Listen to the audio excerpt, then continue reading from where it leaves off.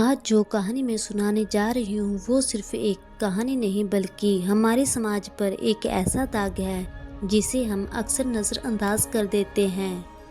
कल मैंने social media पर ऐसा वीडियो देखा, उसमें दो अपाहिज लड़के अपने सर्टिफिकेट बनवाने के लिए रो रहे थे क्योंकि उनसे भी रिश्वत मांगी जा रही थी। सोचिए, जिस इंसान को सरकार मदद देने का वादा करती है उसी से सिस्टम पैसा मांगता है। आज की कहानी भी ऐसी ही है, एक ऐसे लड़के की कहानी जिसने सिर्फ अपने हक के लिए लड़ाई लड़ी बल्कि सिस्टम को भी बदलने की कोशिश की। उस लड़के का नाम है अमन। अमन गरीब घर से था और बचपन में एक हादसे में उसका पैर खराब हो गया।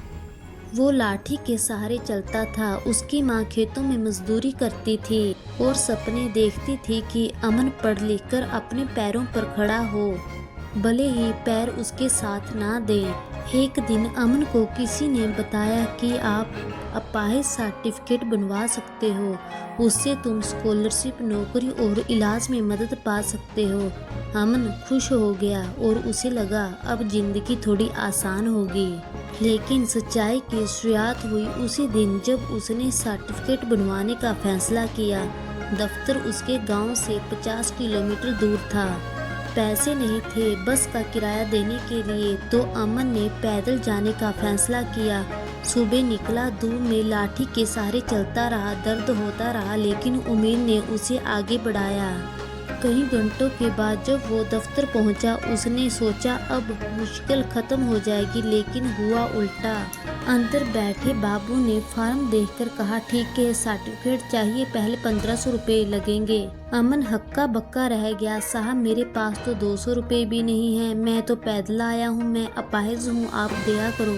बाबू ने ठंडे लहजे में कहा, कानून सबके लिए बराबर है, पैसे दो या निकलो। अमन की आंखों में आंसू आ गए। उसने बाहर आकर बेंच पर बैठते हुए सोचा, ये कैसी दुनिया है जहां मेरे जैसे लाचार से भी रिश्वत मांगी जा रही है। लेकिन अमन ने हार नहीं मानी। उसने उसी वक्त फैसला किया, रिश्वत देकर हक नहीं लेना, हक के लिए लड़ना है। उसने लोगों से मदद मांगी, सोशल मीडिया पर अपनी कहानी शेयर की, वीडियो वायरल हो गया, लोग उसके साथ खड़े हो गए। सिर्फ सर्टिफिकेट ही नहीं मिला बल्कि उस बाबू को भी सस्पेंड भी कर दिया गया। अमन ने साबित कर दिया, सिस्टम बदलता है जब हम डरते नहीं, जब हम रिश्वत देने से इनकार करते हैं। ये कहानी सिर्फ अमन की कहानी नहीं है, ये उस हर गरीब, लाचार, मजबूर इंसान की कहानी है जो आज भी सिस्टम की बेईमानी से जूझ रहा है। रिश्वत सिर्फ पैसे नहीं खाती, ये इंसान को निकल जाती है।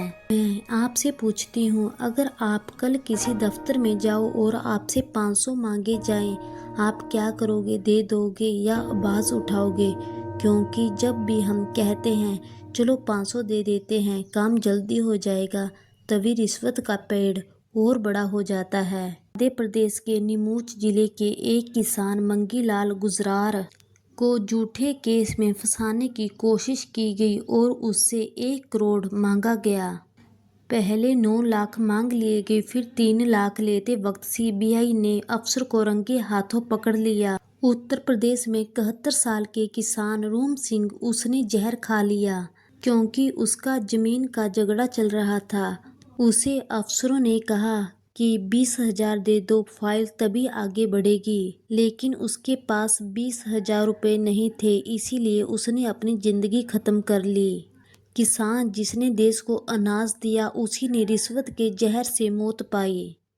आप गवर्नमेंट हॉस्पिटल का भी हाल देख सकते हो, जहां नाम आता है फ्री इलाज, लेकिन महंगी दवाई एक गरीब को बाहर से लेनी पड़ती है।